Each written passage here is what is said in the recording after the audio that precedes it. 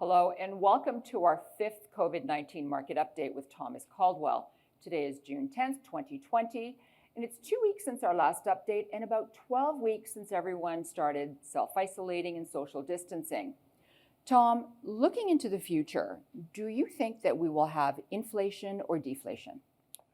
My bias is it will be toward the inflationary side. Governments and central banks around the world are printing trillions and trillions of dollars and flushing the system with it.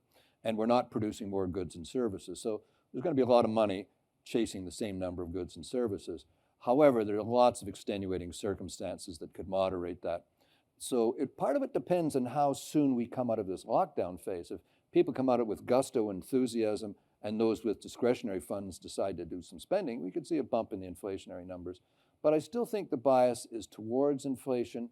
It might not be as extreme as many people are saying, but it'll still be for price pressures on the upside. It may not be great, but I still think that's the bias. Now, the markets are always on everyone's mind, and we keep seeing record highs.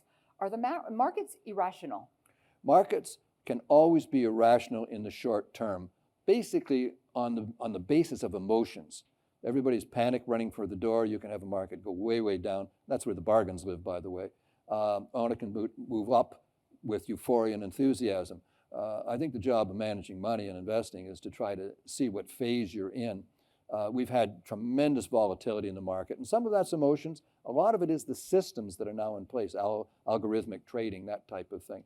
So it has been volatile, but it's in the longer run, markets tend to moderate and smooth themselves out and continue with the momentum that makes most sense to investors. And the momentum still seems to be a little bit on the upside. Now, one of our clients asked a question about small businesses, and right now we're reopening during phase 2, then we've got phase 3, and then hopefully after the virus. Now, what do you see going forward?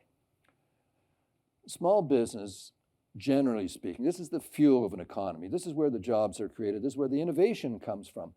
Governments always give lip service to it, and really they offer every assistance short of real help.